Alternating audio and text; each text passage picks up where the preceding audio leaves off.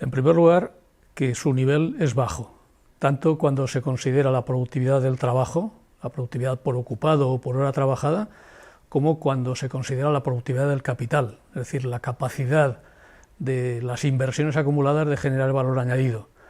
El resultado de todo ello es que lo que denominamos productividad total de los factores también es bajo. Y una segunda característica es que la productividad en España, y en particular la productividad conjunta de los factores, o retrocede en algunos periodos o avanza más lentamente que en otros países. Todo ello representa una debilidad porque la productividad es, junto al empleo de trabajo y capital, una fuente muy importante del crecimiento del PIB.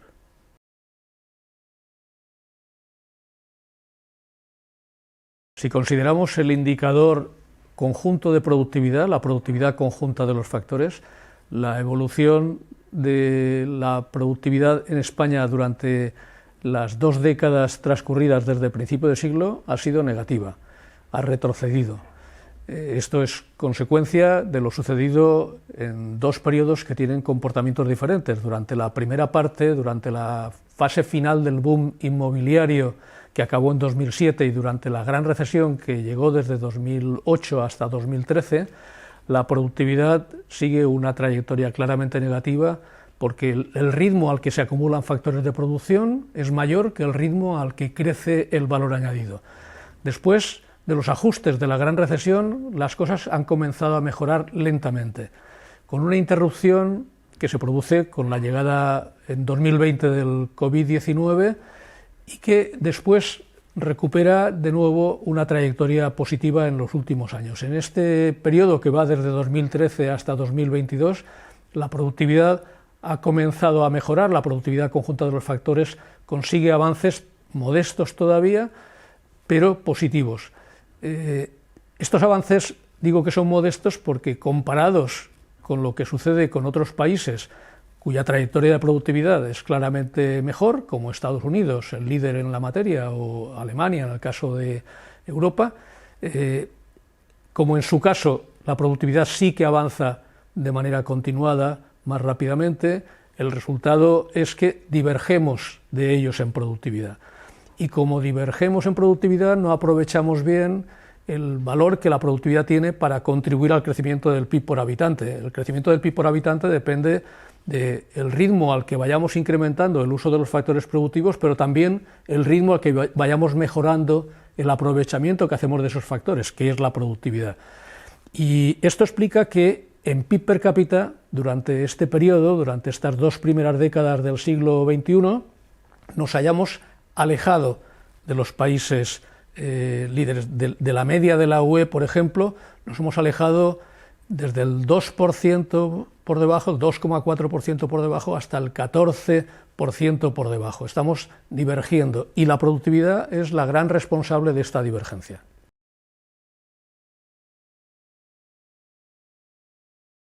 En primer lugar, la composición de las inversiones.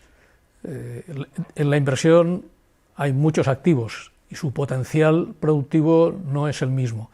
España se ha caracterizado durante los años en los que la trayectoria de la productividad fue más desfavorable por una concentración enorme de sus inversiones en activos inmobiliarios. Y esto tiene que ver con los resultados, los pobres resultados en productividad obtenidos.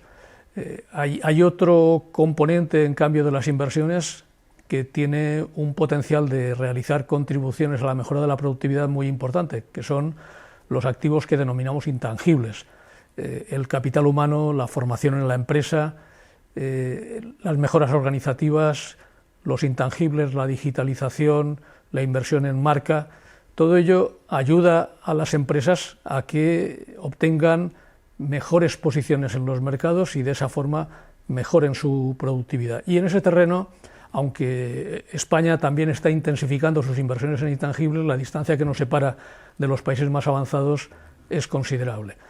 La recomposición de las inversiones, por tanto, es una de las variables, de las dimensiones a considerar al analizar las posibilidades de mejorar la productividad y también nuestras debilidades.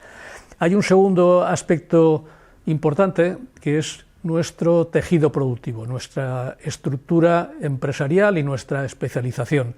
porque es sabido que el tamaño de las empresas importa desde el punto de vista del aprovechamiento de las oportunidades que dan las tecnologías y las organizaciones. En este sentido, el predominio de las microempresas y las empresas pequeñas en España, más incluso que en otros países, porque todos los países tienen tejidos productivos con empresas pequeñas que tienen un peso importante en los mismos, pero en nuestro caso es mayor y esto constituye una dificultad adicional para lograr mejoras de productividad.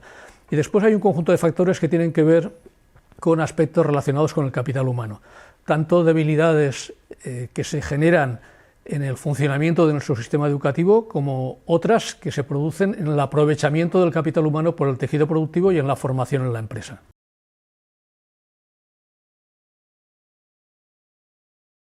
El informe que se publica del Observatorio de la Productividad y la Competitividad ha repasado la evidencia sobre la situación española y también la evidencia acumulada en muchos países por los informes de las Comisiones Nacionales de Productividad.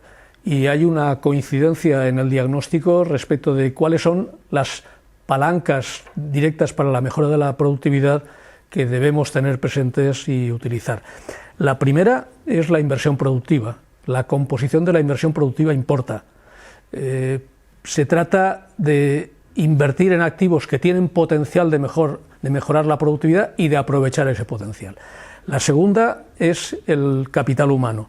El capital humano es, como ya señalaban los economistas hace más de 100 años, el más importante activo que tenemos porque de él depende el aprovechamiento del conocimiento, y en esta sociedad actual el conocimiento es una pieza fundamental de la prosperidad.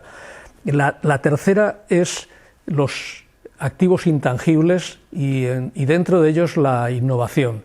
Se trata de activos inmateriales pero con una elevada capacidad de contribuir a mejorar el aprovechamiento de otros activos y a generar valor añadido. La cuarta es la adaptación y el aprovechamiento de las oportunidades que tienen que ver con la gran transformación tecnológica del momento, que es la digitalización. Y la quinta tiene que ver con la dinámica de la estructura productiva.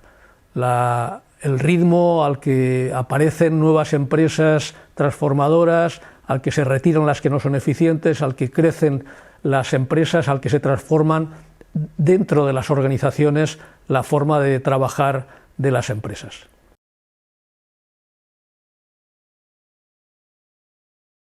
Es una recomendación de la Unión Europea desde 2016 y es llamativo que España, que tiene serios problemas de productividad, sea uno de los pocos países que todavía no la ha puesto en marcha. La mayoría de los países que la han puesto en marcha, en su experiencia nos ofrecen varias lecciones interesantes.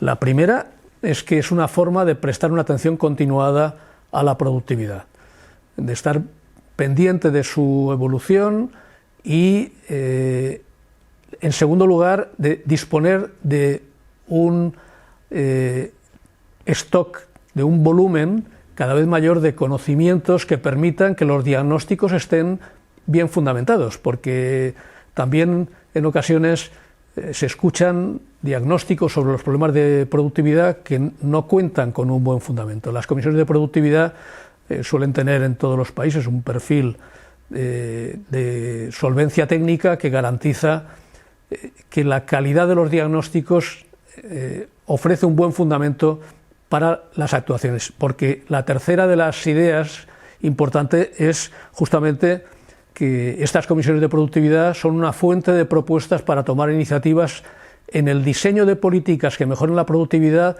o en la revisión, en la evaluación de aquellas políticas que no ofrecen los resultados esperados y que deben ser, por esa razón, o aparcadas o reformuladas. Por tanto, las comisiones de productividad son, en definitiva, un instrumento para que el problema tan importante que la productividad representa reciba una atención continuada y sea atendido con iniciativas de mejora.